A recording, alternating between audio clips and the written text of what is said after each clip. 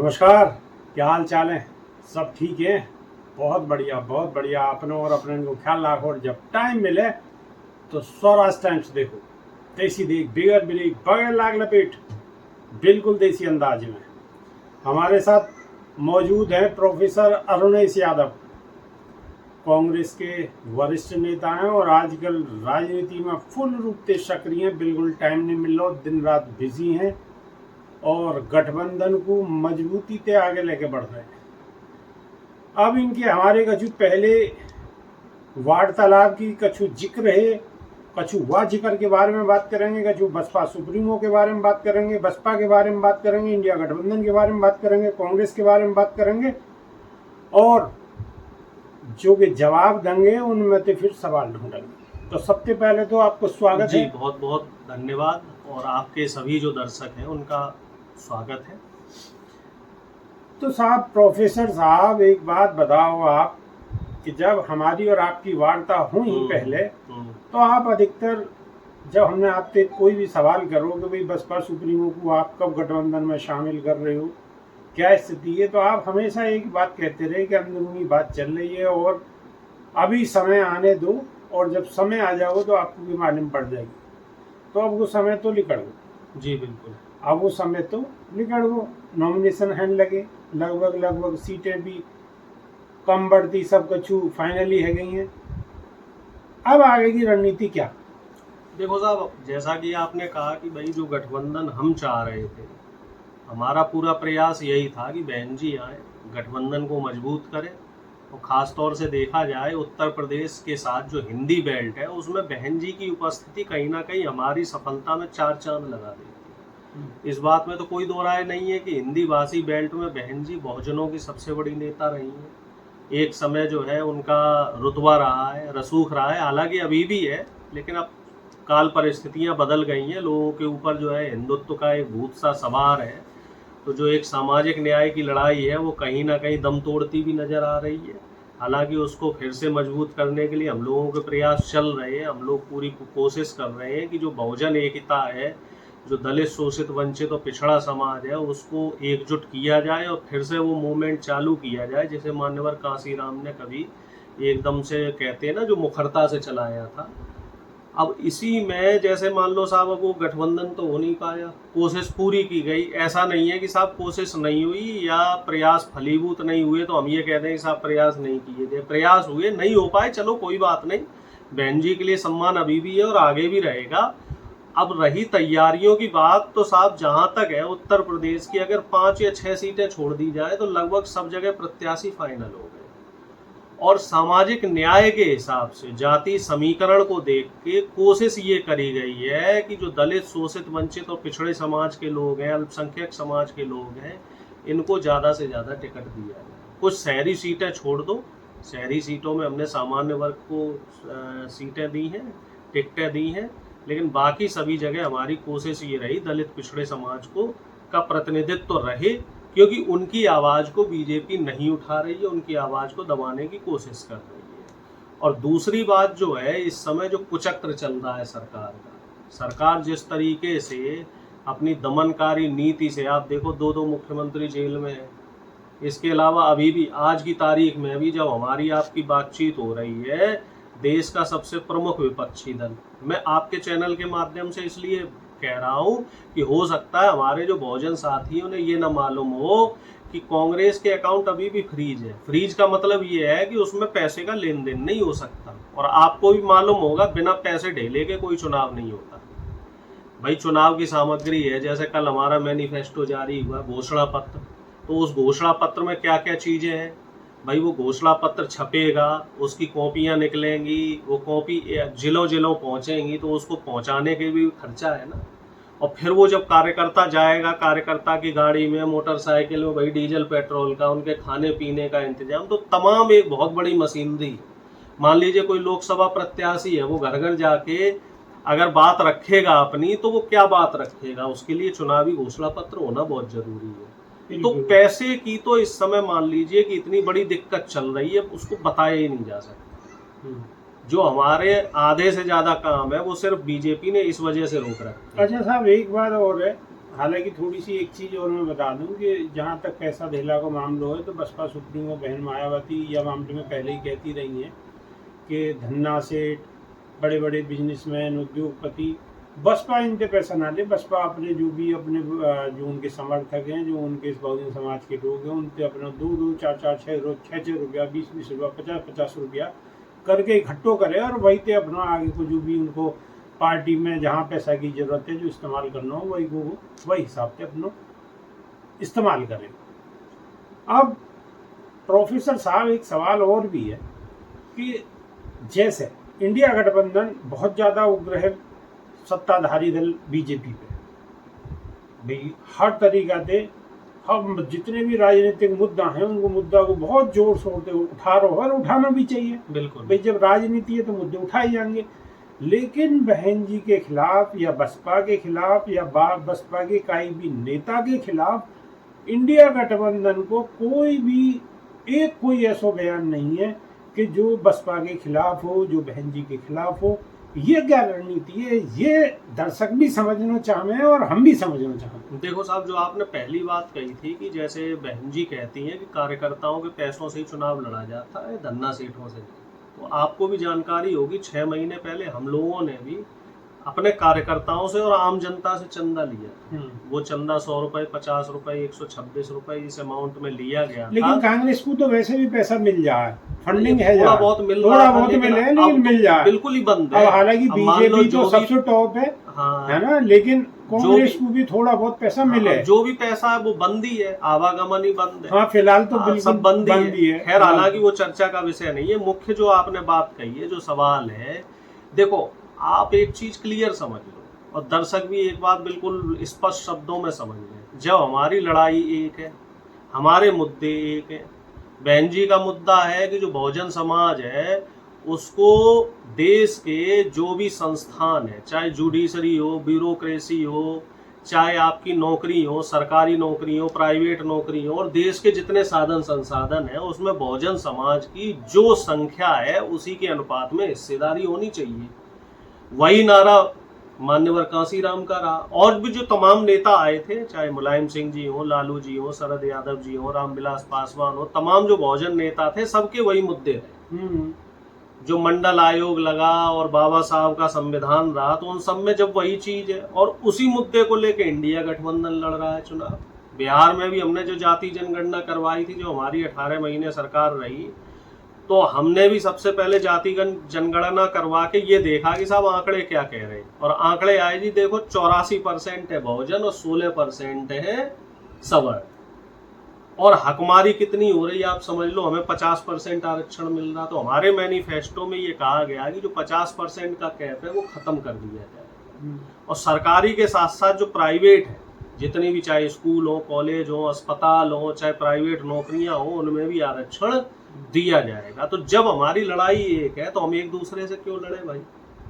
हमें सत्ता से ही तो सवाल करना है। जो मनवादी लोग बैठे हुए हैं सरकार में, जिन्होंने आरक्षण को कमजोर कर दिया, 30 लाख सरकारी पद खाली है। एक बात और है, एक बात बड़ी विचित्र सी है और सवाल भी बने कि जब इतना प्यार आप फिलहाल दिखाया जा रहे हो कि बहन जी को मान सम्मान करो जा रहे हो, और बहन जी भी कहीं ना कहीं बहुत ज्यादा कोई उग्र नहीं है, यानी कि वो गठबंधन पे कोई ऐसे तीखे प्रहार नहीं कर रही है कि बहुत ज्यादा कोई तीखे प्रहार कर रही है, और ना ही गठबंधन के कई नेता जो है गठबंधन के, वो भी कोई प्रहार ऐसा नहीं कर रहे हैं, बसपा पे कोई प्रहार नहीं कर रहे हैं।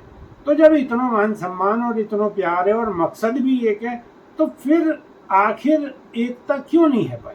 ये भी एक सवाल है, दर्शक भी यह बात को जानना चाहते हैं। देखिए, कई बार ऐसा होता है कि कुछ मुद्दे ऐसे हो जाते हैं जिन पे सामंजस्य नहीं बन पाता, और जहां तक मैं समझ पाया उस सीटों पे मामला नहीं बनता, जहां तक मेरी अपनी समझ है।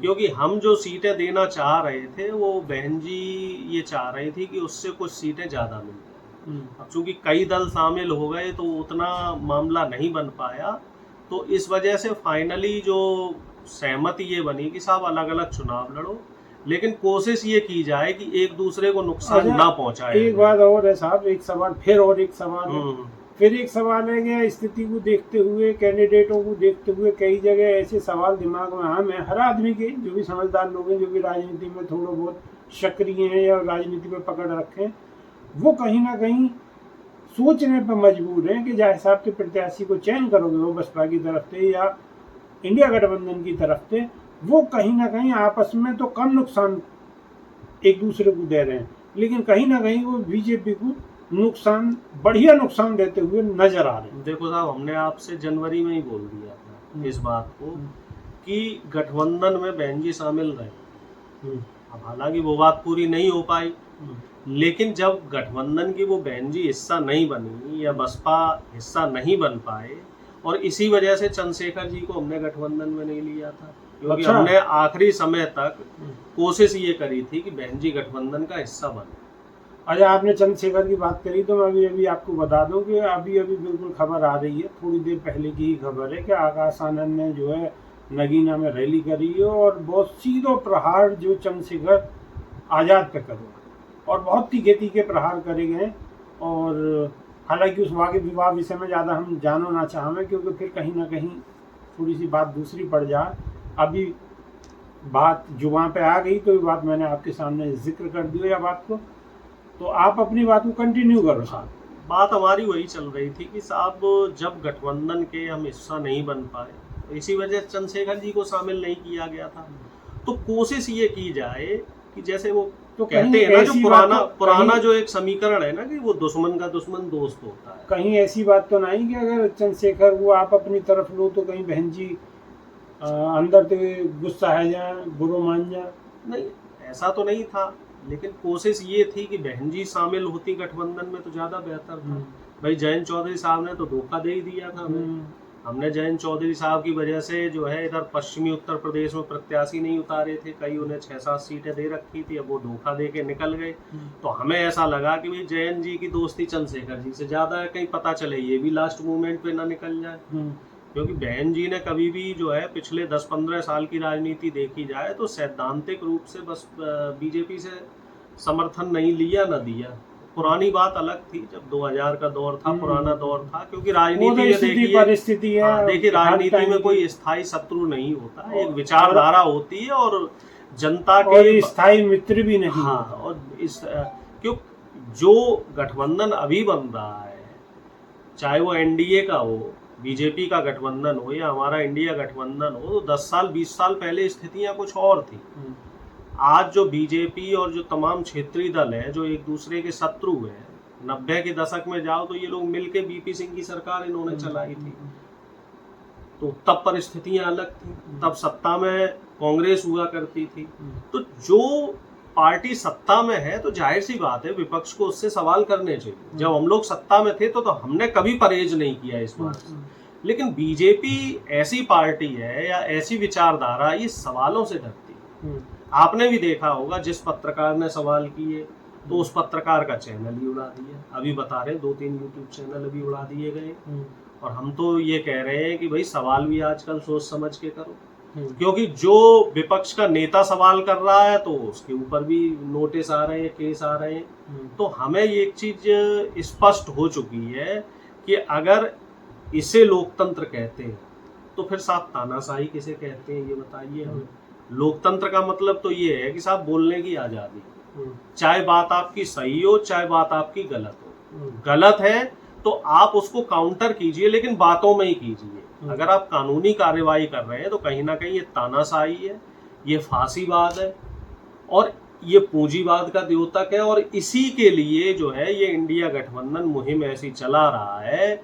हम लोगों का जो संघर्ष है वो इसी के लिए है कि जो आने वाली जो पीढ़ी है, जो हमारे दलित शोषित वंचित समाज के लोग हैं, जिनकी बच्चों की पढ़ाइयाँ इतनी महंगी कर दी गई हैं, इस बार आप देख लीजिए 10% 15% फीस फिर बढ़ा दी। अभी नए एडमिशन हुए हैं अप्रैल में, प्राइवेट स्कूलों ने फीस बढ़ा दी भाई साहब। वो एक बात तो है डॉक्टर साहब, थोड़ी सी बात जो अगर है, महंगाई है दिख रही है, बेरोजगारी है दिख रही है, चरम पे है साहब है, और लोग कहाँ तरसते हैं, क्या क्या जरूरतें हैं, मूलभूत सुविधाएं कितनी है, क्या। अच्छा, महंगाई की एक बात में बस 1 मिनट में बताना चाह रहा, जो दर्शक है हमारे और जो व्हाट्सएप यूनिवर्सिटी वाले, उनके लिए भी यही संदेश है। आपको बताना चाह रहा हूँ कि हमारे देश में ही सबसे ज्यादा महंगाई है। वैश्विक महंगाई की बात की जाए तो पिछले 5 साल में वैश्विक पूरे मतलब विश्व में जो महंगाई है वो सबसे निचले दर पे है। और हमारे यहाँ महंगाई होने का जो एक प्रमुख कारण है वो है डीजल और पेट्रोल की जो कीमतें हैं वो कम नहीं करी है। कोविड के दौरान जो 100 रुपये 110 रुपये डीजल पेट्रोल हुआ था वो कीमत अभी भी है, जबकि इंटरनेशनल मार्केट में कच्चे तेल की कीमत बहुत कम हो गई है।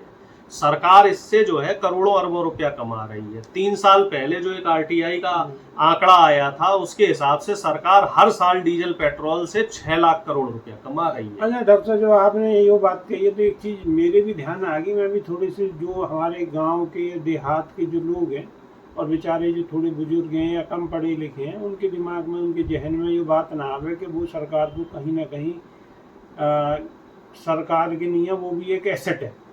अब वो कैसे एसेट है, मैं थोड़ा सा वापस एक प्रकाश डाल दूं कि आदमी के दिमाग में गांव में यही बात रही कि भाई हम तो सरकार को कुछ दे ही ना रहे, हम तो सरकार से सिर्फ ले रहे हैं, बड़े बड़े उद्योगपति दे रहे हैं। बात ऐसी बिल्कुल नहीं है। हर आदमी जो भी चीज़ आदमी इस्तेमाल कर रहे हो, चाहे साबुन इस्तेमाल कर रहे हो, तेल इस्तेमाल कर रहे हो, चाहे बीड़ी को बंडल इस्तेमाल कर रहे हो, चाहे लत्ता कपड़ा इस्तेमाल कर रहे हो, चाहे कोई भी रोज़मर्रा की चीज़ इस्तेमाल कर रहे हो, वह आपको कहीं ना कहीं टैक्स के माध्यम से सरकार को पैसा जरूर दे। तो कोई भी आदमी, ये जरूर है कि कोई आदमी 2 रुपया दे रहो या कोई आदमी 10 रुपया दे रहो, लेकिन दे पूरा देश रहो और हर आदमी दे रहो। जो चीज़ भी इस्तेमाल कर रहे हो आप, वही पर टैक्स के माध्यम से सरकार को हम भाई पानी तो सभी पी रहे हैं, पानी पे भी टैक्स है। खाने की जो आप सब्जी ले रहे हो मार्केट से तो उस पे भी टैक्स है। अच्छा डॉक्टर साहब, ये खैर दर्शक बहुत अधिकतर तो खैर लोग या बारे में जानते होंगे, लेकिन जो ना जानते हो उनके बारे में, उनके लिए ये बात बताई गई है या कही गई है, जानकारी के तौर पे बताई गई है। अब डॉक्टर साहब एक लास्ट सवाल जी। राजनीतिक हलके में एक चर्चा है कि अब नहीं तो फिर कभी नहीं। बिल्कुल सही बात है, ये बात तो सब कह रहे हैं, इंडिया गठबंधन के लोग ही नहीं, ये बात तो बीजेपी के लोग भी कह रहे हैं कि अब नहीं तो कभी नहीं, क्योंकि पूर्ण बहुमत से है ये लोग, पूरी सरकारी मशीनरी पे इन लोगों का कब्जा है। तो ये लोग ये चाह रहे हैं कि साम दाम दंड भेद नीति हर तरीके से सत्ता को हथियाए रखें, अपने कब्जे में रखें, क्योंकि अगर कब्जा इनका छूट गया, ढीला हो गया, जैसा कि हमें उम्मीद है इस बार सत्ता परिवर्तन होगा और हर हाल में होगा और किसी भी भ्रष्टाचारी को छोड़ा नहीं जाएगा। जो इलेक्टोरल बॉन्ड घोटाला हुआ है वो इस समय देश का नहीं दुनिया का सबसे बड़ा घोटाला रहा है, जिसमें चंदा लिया गया और उसके एवज में लोगों को काम दिया गया, और जिसने काम चंदा नहीं दिया बीजेपी को उसको भाई साहब जेल की सलाखों के पीछे डाला गया, उसके खिलाफ केस हुए हैं और इसके तो पुख्ता लिखित सबूत आ चुके हैं। और इन चीजों में जो भी खुलासे होंगे, जब सत्ता परिवर्तन होगा तो आप देखना कि बड़े बड़े खुलासे होंगे और बड़े बड़े लोगों की गर्दनें नपेंगी इसमें।